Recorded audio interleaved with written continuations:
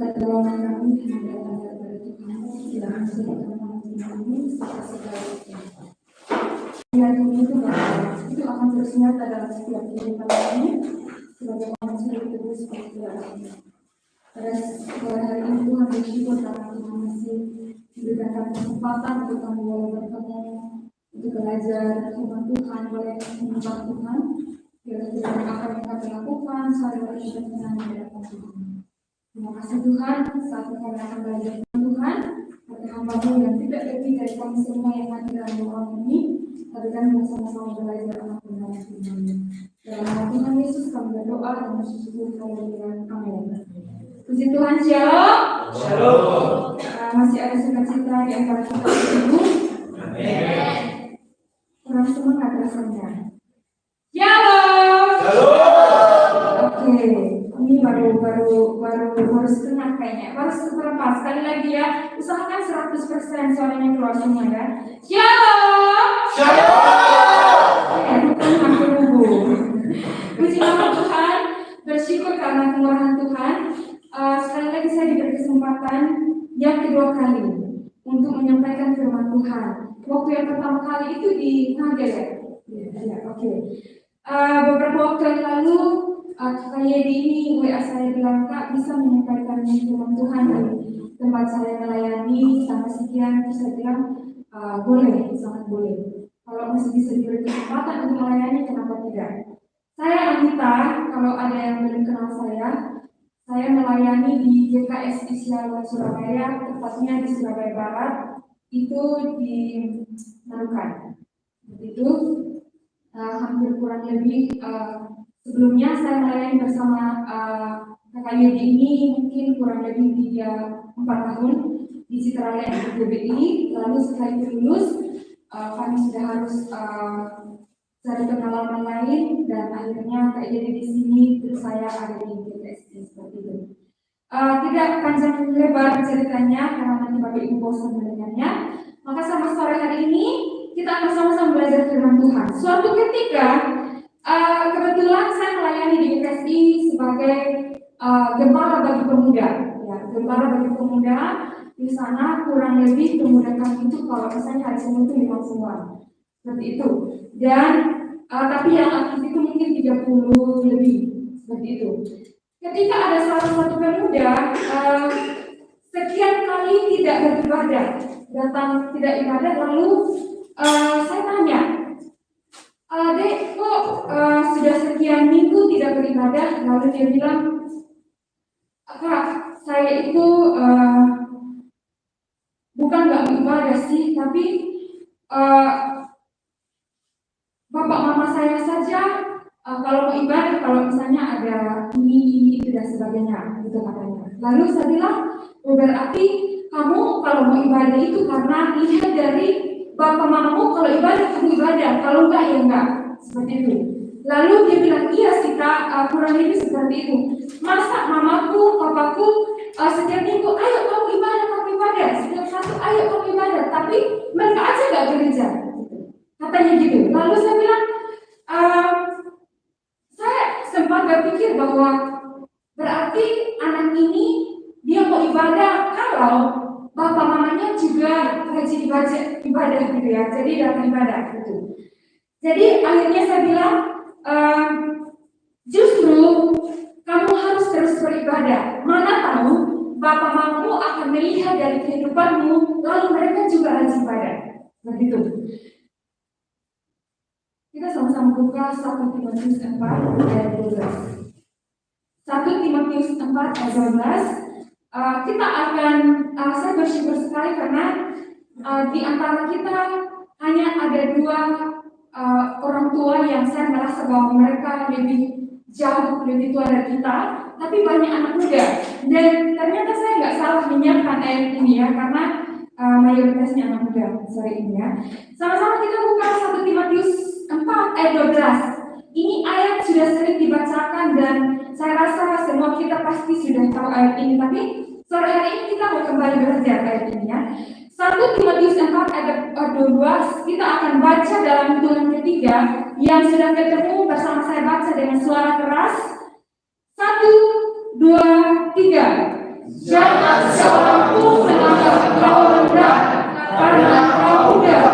Jadilah tegar bagi orang-orang percaya dalam perkataanmu, dalam tingkah lakumu, dalam kasihmu, dalam kesetiaanmu, dan dalam kesucianmu. Nah, puji Tuhan Bapak Ibu, terima kasih kerjasamanya. Nah, Bapak Ibu dan teman-teman sekalian, asal hari dari ilustrasi dari cerita yang saya sampaikan di awal tadi, bahwa itu seolah-olah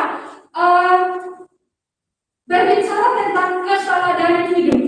Jadi kalau misalnya kita pikir-pikir ya Bapak Ibu, kalau bapak mamanya dari anak ini, misalnya mereka rajin beribadah, mereka juga rajin aktif dalam kegiatan rohani, maka otomatis anaknya pun pasti aktif karena anaknya patokannya kepada kedua orang tua ini.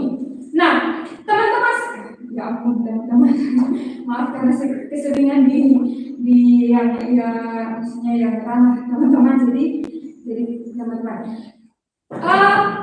Kalau misalnya orang tua dari anak ini aktif, maka otomatis anak ini akan meladani mereka. Maka sore hari ini kita akan belajar tentang teladan.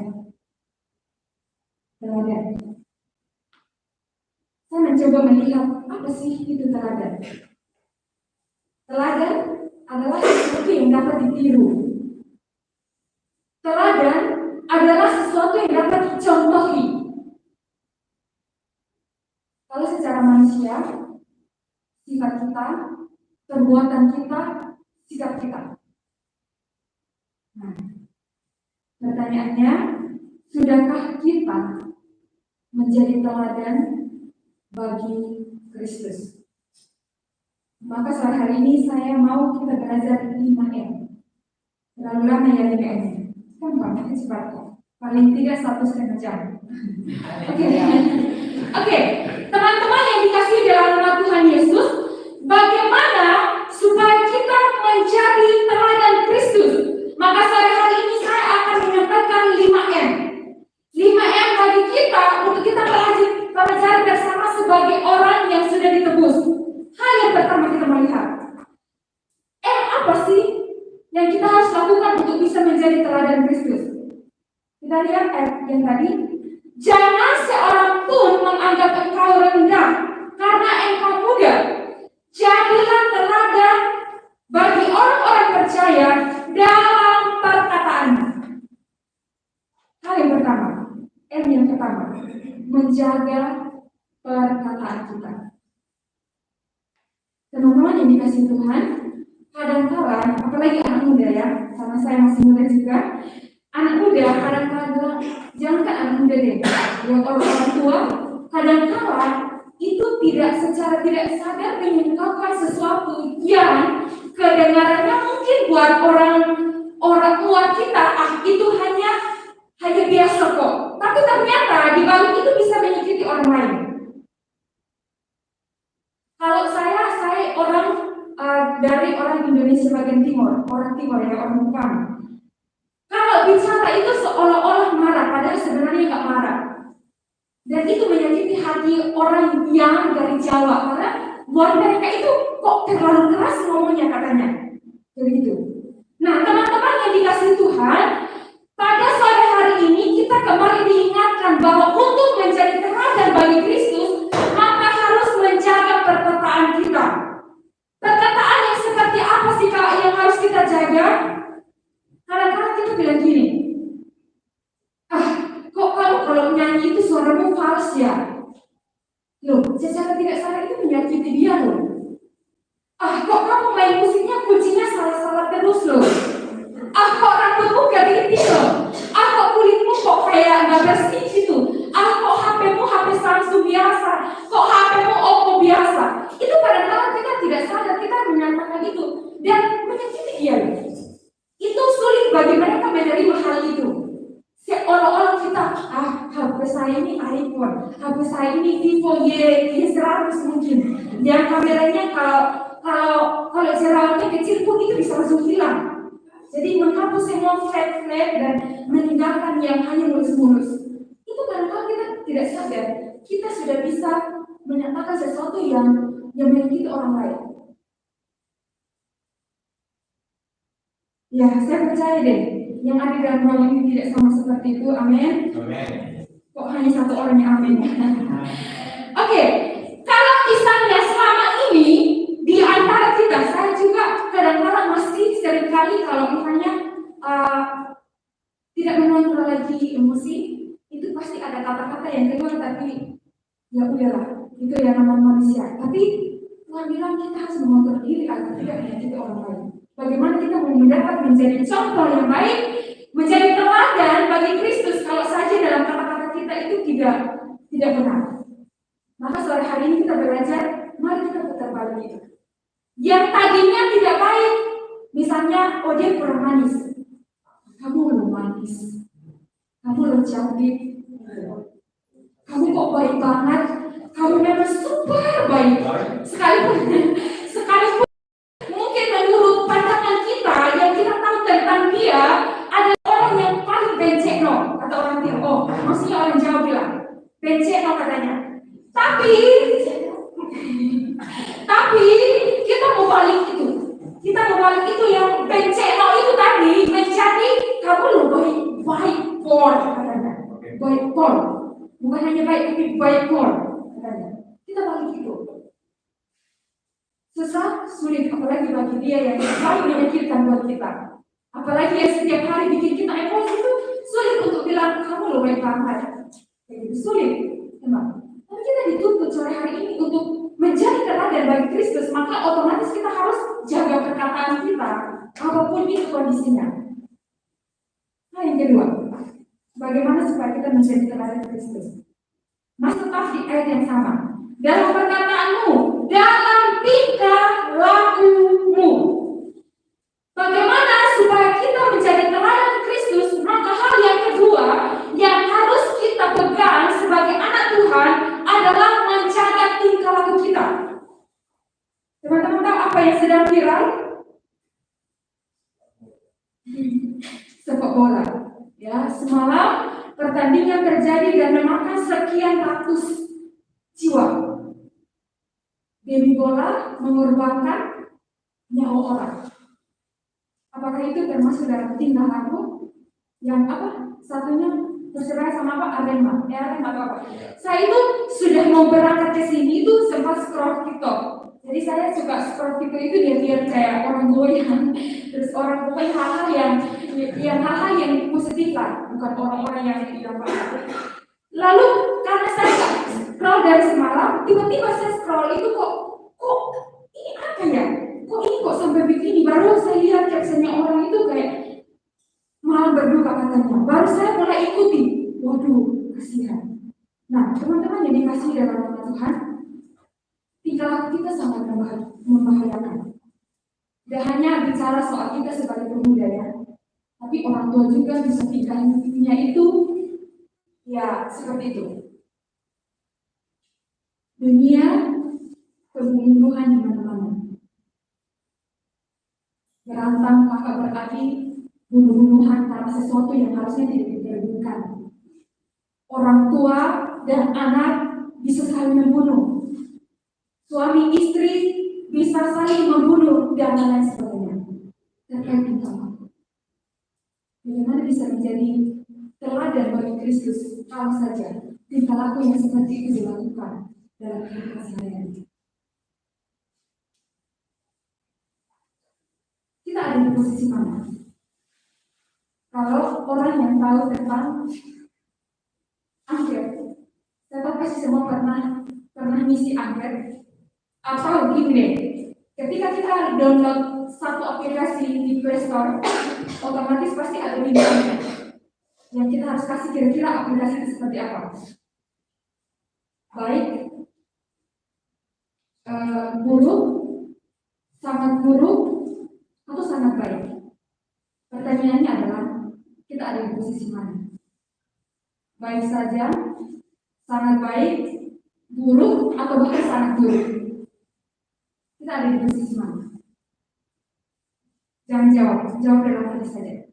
Atau bahkan tidak ada sama sekali di empat pilihan ini. bahkan mungkin buruk di atas segala buruk, contoh. Atau mungkin bahkan baik di atas segala baik. Contohnya, nah kita ada di posisi mana? Tingkah laku yang seperti apa sih yang dibicarakan sore hari ini? Hal kecil. Siapa yang mahasiswa teologi di sini? Mahasiswa teologi? Oke, banyak ya ternyata. Ya. Kalau yang mahasiswa teologi, biasanya ada yang namanya cinta kampus. Ada ya, cinta kampus, artinya bersih-bersih. Kalau orang yang punya tingkah laku yang baik tidak akan perlu disuruh bersihkan. Contoh. Orang yang punya tingkah laku baik akan bangun pagi tanpa dibangunin, penyembahan, lalu melangkah melakukan aktivitas. Itu tingkah laku yang baik.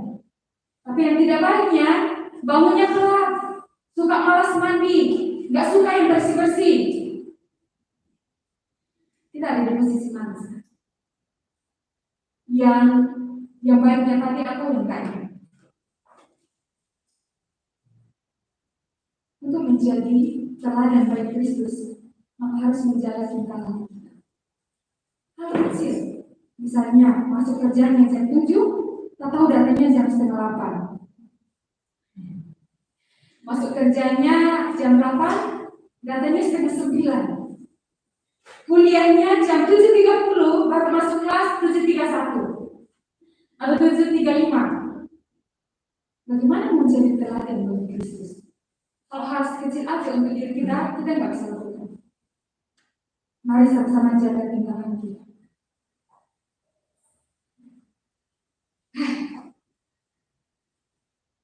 Sulit ya teman-teman, Bapak Ibu sekalian? Sulit? Sulit ya? Untuk menjadi teladan Kristus itu sulit enggak sih? Yang mudah-mudah deh. Yang untuk menjadi teladan Kristus itu sulit enggak sih? Sulit. Sulit ya? Enggak kok menurut saya. Kalau kita dekat sama Tuhan, kita enggak akan sulit kok. Enggak akan sulit. Kita dulu sama Tuhan. Karena kita diberikan seorang penolong untuk membantu kita untuk melakukannya. Enggak sulit. Karena sulit bagi mereka, bukan dari teman-teman ya. Sulit kalau kita enggak dekat sama Tuhan. Kalau kita dekat sama Tuhan, maka otomatis kita akan sanggup melakukan apa yang Tuhan mau dalam hidup ini. Kita melihat hal yang ketiga. Dalam perkataanmu, dalam tingkah lakumu, dan dalam kasihmu. Hal yang ketiga untuk menjadi teladan bagi Kristus, maka yang ketiga adalah memelihara kasih. Apa itu kasih? Kasih adalah yang sudah diberikan oleh Tuhan kepada kita untuk mempraktekannya dalam kehidupan kita sehari-hari. Kalau Allah itu kasih, kalau orang yang hidup di dalam Tuhan, maka pasti memiliki kasih. Memiliki kasih itu seperti apa sih, Kak, Bu, Dek, dan lain. Kalau orang yang memiliki kasih, yang memelihara kasih, maka orang itu akan sukanya apa itu namanya? Apa? Bukan gini toh, tapi gini. Sukanya memberi. Orang yang memiliki kasih, bukan hanya itu saja. Orang yang memiliki kasih, dimanapun dia berada, akan membawa damai bagi orang yang ada di sekitar. Tapi kalau orang yang tidak memiliki kasih, dimanapun dia berada, pasti ada saja masalah di tempat itu. Orang yang memiliki kasih pasti tulus.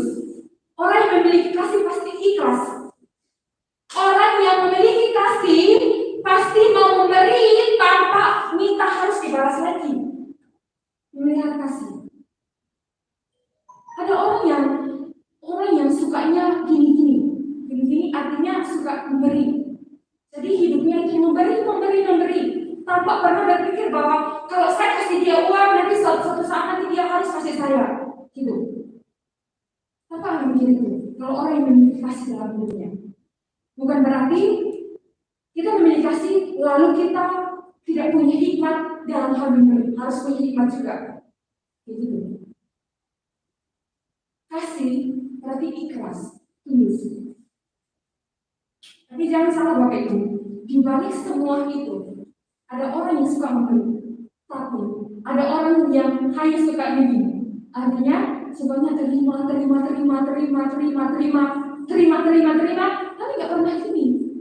Ada orang yang kayak gitu, banyak malah. Lebih banyak orang yang suka memberi. Nah, bagaimana bisa menjadi teladan Kristus kalau saja itu tidak bisa dilakukan dalam kehidupan sehari-hari? Mau memberi saja sulit. Lihat orang lain susah, ya biarin aja lah. Itu hidupnya dia, hidupku kok. Padahal sebenarnya kita berkelebihan sampai melimpah-limpah, sampai bingung mau diapain. Gitu. Karena orang lain sedang sulit menghadapi kehidupannya, tapi kita santai. Banyak orang di luar sana, saking banyaknya uang, saya pernah melayani orang-orang yang lumayan berkeadaan lah ya, sampai lupa memberi saking banyak uangnya. Orang semakin banyak dekat, kalau nggak dekat sama Tuhan sulit bagi dia untuk memberi, takut habis. Misalnya punya uang 1 juta lah ya, nanti kalau saya kasih perpuluhan, misalnya 1 juta kan berarti 100 ya, 900 nanti nggak cukup, mau bayar kos 300, mau bayar cicilan, mau bayar ini, nggak cukup. Misalnya punya uang 5 juta, aduh ini teman saya ini lagi susah, ini nggak bisa ujian karena ini, ini banyak uang nih, tapi nggak mau berbagi. Nah, Bapak Ibu saudara-saudara sekalian, mari sama-sama kita memelihara kasih dalam hidup ini. Untuk menjadi contoh, menjadi teladan bagi Kristus, maka harus pelihara kasih. Punya kasih, pasti mau berdiri terhadap orang lain. Punya kasih, pasti mau untuk memberi diri untuk orang lain. Allah itu kasih, sudah memberikan kasihnya kepada kita juga. Allah saja dengan segalanya mengorbankan diri, nyawa saja diserahkan untuk kita. Apalagi kita yang nggak punya apa-apanya di hadapannya. Mari sama-sama belajar jadi orang yang teladan bagi Kristus dengan M yang ketiga, memelihara kasih. Kita lihat yang keempat. M yang keempat. Dalam kesetiaanmu. Apa itu setia? Kata orang dunia, setia itu setiap tikungan ada. Di sini ada, di sini ada, di sana ada, di sini ada, di mana-mana ada. Jadi setiap tikungan ada. Artinya gak puas kalau hidup dengan satu wanita katanya. Jadi saking setianya sampai semua diambil. Tanpa sadar kalau itu serakah. Nah, teman-teman yang dikasihi dalam nama Tuhan Yesus Kristus, setia dapat diartikan gini. Setia itu dalam bahasa aslinya itu bahasa Yunani, itu kesetiaan yakin, setia, iman kita, keyakinan kita dan bukti. Ya, kesetiaan yang dimaksud di sini adalah bukti bahwa kita mengasihi Allah dibuktikan melalui kesetiaan kita terhadap Tuhan. Setia yang seperti apa? Setia datang beribadah, bukan saat hanya dikasih pelayanan. Oh, aku datang karena saya melayani. Setia datang ke ibadah pemuda. Oh, datang aja deh karena ada si dia di sana yang bisa dilirik katanya. Setia datang deh karena ada sesuatu. Setia deh karena ada ini, itu, dan ini. Jadi setia itu ada alasannya, disertai alasan. Gitu. Enggak. Jadi kadang-kadang saya pikir seperti ini. Ini saya seringkali temukan dalam pelayanan ya, Bapak Ibu dan teman-teman sekalian. Orang mau datang di beberapa tempat saya melayani, kadang-kadang mereka ceritanya seperti ini. Oh Kak, saya mau datang Kak karena ada jadwal pelayanan. Dalam hati saya pikir, kalau misalnya dia tidak dikasih pelayanan, berarti dia nggak mau datang. Apakah itu dikatakan dia setia? Tidak. Kalau setia itu dalam segala kondisi Anda. Yang contoh yang mulia, setia mengerjakan tugas, nggak tunggu besok dipukul malam itu libur sampai pagi. Contoh, sistem apa itu SKS? sistem kayak guru semalam mau kuliah kayak gitu. Besok mau dikumpul, hari ini nggak tidur sampai pagi, besoknya pucat-pucat, tiba-tiba meriang karena nggak tidur semalaman. Semoga yang tidak dilakukan di tempat ini, amin. Dari Jawa Barat berlaku semua. Oke, ada hal-hal yang membuat seseorang tidak setia. Capek Tuhan, bosan Tuhan, kok setiap hari ketemu orang-orang ini terus. Capek Tuhan, jauh sekali jalannya ke sana. Kayaknya tidak perlu dilanjutkan lagi deh. Cukup sekali ini saja kau sakiti aku. Wes, cukuplah. Sakit sekali kau bikin katanya. Udah, kalau bisa gak usah lagi katanya. Itu hal-hal yang bikin seseorang tidak setia. Sejak sedikit di pelayanan tidak mau datang lagi. Buktikan kesetiaan kita terhadap Tuhan, agar kita bisa menjadi teladan bagi orang lain, apalagi bagi Tuhan. Kalau kita cinta sama Tuhan, kita akan setia apapun kondisinya. Kalau kita cinta sama Tuhan, kita setia terhadap Tuhan, mau hujan badai pun saya tetap melayani. Amin. Amin. Amin. Harus begitu. Mau banjir siapapun, saya tetap melayani. Setia. Apapun kondisinya. Mau motor gak ada bensin, kayaknya Tuhan, ini kayaknya gak nyampe ke lampis, dia sudah mati. Jalan saja dulu dengan iman. Tuhan pasti tolong.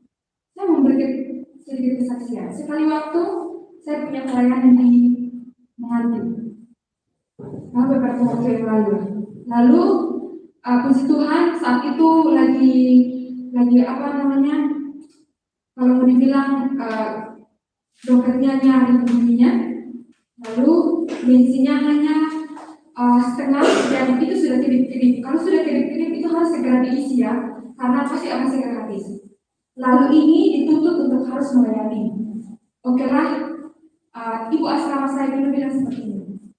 Iman itu harus dipraktikkan melalui kesetiaanmu terhadap pekerjaan Tuhan. Saya ingat sekali itu sampai begini.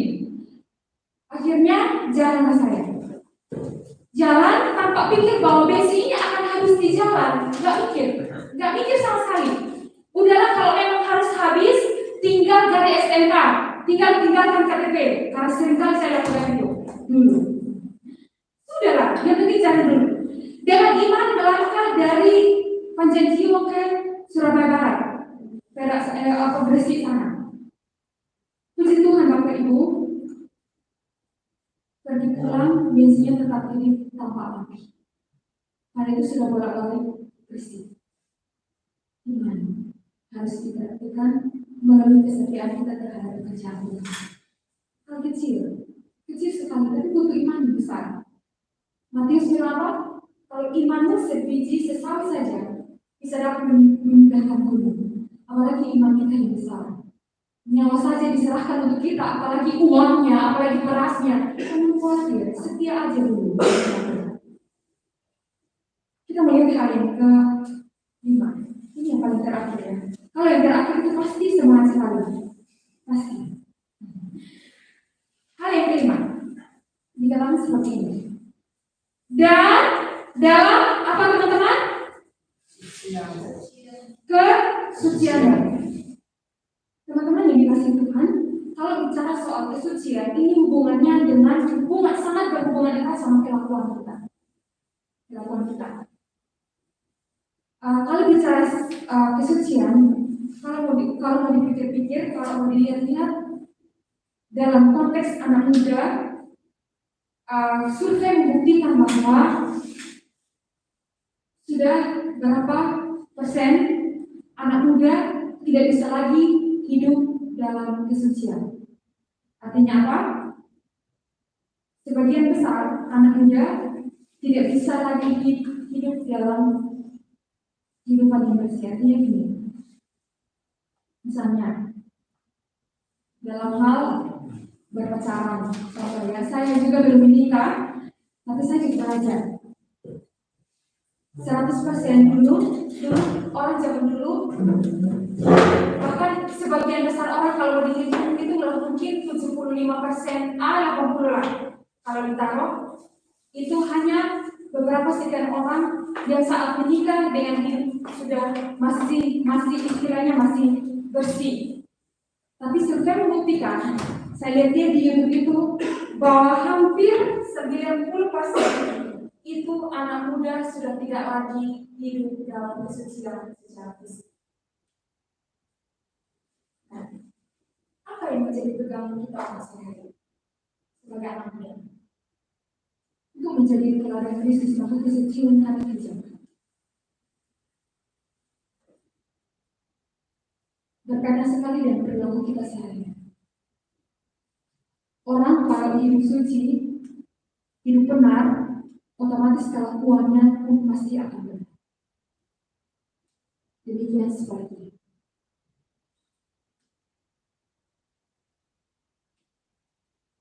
Ada 3 tahap kesucian orang percaya. Ya, tahap yang pertama itu secara posisi. Kita sudah diselamatkan. Saya minta tolong deh, 2 orang deh baca Efesus 1 ayat 13 dan 1 orang baca Efesus 1 ayat 4.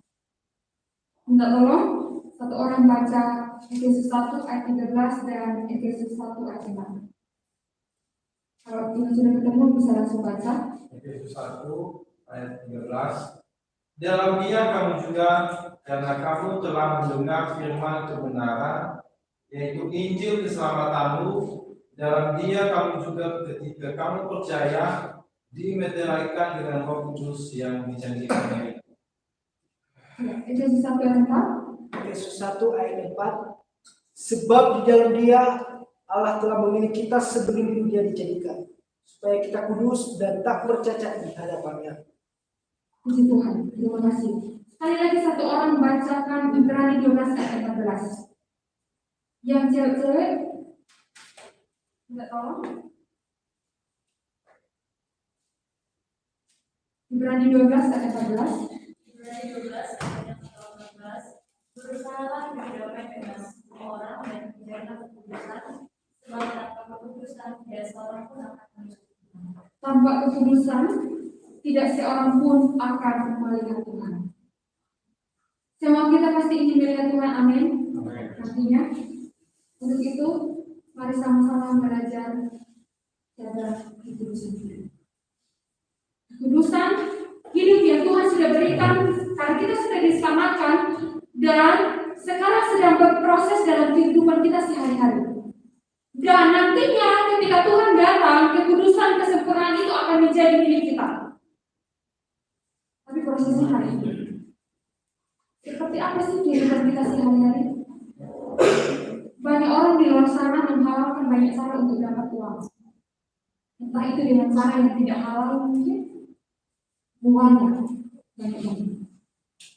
Tapi sebagai orang yang sudah percaya untuk menjadi teladan bagi Kristus, sama-sama hidup jujur, hidup dalam kesucian.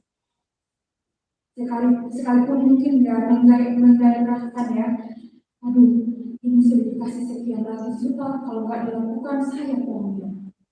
Hal kecil. Boleh deh, nggak apa-apa sekali-sekali. Sekali pasti terjadi yang kedua kali. Kedua kali pasti terjadi yang ketiga kali. Kalau nggak stopkan, maka akan berlanjut. Demi uang hutang sini sana. Demi uang bisa bunuh orang. Demi uang bisa melecehkan orang. Demi uang mau masuk penjara. Banyak hal. Mengharapkan banyak saya hanya uang, karena uang. Padahal ya ampun. Bapak Ibu saudara-saudara yang dikasihi dalam Tuhan, bagaimana sih supaya kita bisa menjadi teladan Kristus? Maka 5M sudah menjadi bagian kita hari ini. Kita kembali diingatkan bahwa kita harus menjaga perkataan kita agar tidak menjadi teladan. Yang kedua, tingkah laku kita agar tidak juga menyakiti hati Tuhan dan sesama kita. Yang ketiga, harus memelihara kasih. Yang keempat, harus memelihara kesetiaan. Dan yang kelima, harus memelihara kesucian. Kiranya firman Tuhan ini menguatkan kita, menumbuhkan kita, agar kita semakin hari semakin menjadi teladan bagi Kristus dimanapun kita berada. Mau di sekolah, mau di kampus, mau di pekerjaan, apapun itu kondisinya. Mari berbicara itu, agar orang melihat bahwa Kristus ada di dalam kita. Kita ini suratan terbuka Tuhan. Jadi apapun itu Tuhan akan melihat, orang lain akan melihat Tuhan di dalam kita. Nah, bagaimana mereka dapat melihat Tuhan di dalam kita? Kalau saja kelakuan kita saja nggak benar, kalau saja ketika kita berkata itu nggak benar dan menyakiti orang lain, bagaimana bisa menjadi teladan? Orang lain bisa melihat Yesus yang ada di dalam kita, sedangkan yang kita lakukan itu nggak benar. Anak Tuhan kok gitu, anak Tuhan kok suka berantem, anak Tuhan kok suka ngutang, anak Tuhan kok suka bohong, dan banyak hal. Sore hari ini, biarlah kiranya firman Tuhan ini kembali menantang kita. Tetap kembali dan jaga iman kita hidup di dalam Tuhan. Saya mau sebelum kita akhiri renungan bangsa hari ini, kita mau angkat satu pujian. Selidiki aku firman itu, saya undang kita semua bagi berdiri bersama-sama. Biarlah pujian ini menjadi koreksi bagi hati kita untuk kita bisa kembali dari tempat ini, menjadi pegangan bagi kita untuk kita bisa hidup menjadi teladan bagi kita. Sama-sama kita mengangkat pujian ini. Selidiki aku, lihat hatiku, apakah aku sungguh mengasihi Tuhan. Kalau kita mengasihi Tuhan, maka kita pasti akan jaga hati kita. Kalau kita mengasihi Tuhan, maka kita pasti mau jaga tingkah laku kita. Kalau kita cinta sama Tuhan, maka kita pasti mau memelihara kasih dalam hidup kita. Kalau kita mengasihi Tuhan, maka otomatis kita mau tetap setia apapun kondisinya. Kalau kita mengasihi Tuhan, maka kita mau hidup dalam kesucian. Sama-sama kita mau angkat pujian ini. Selidiki aku, lihat aku.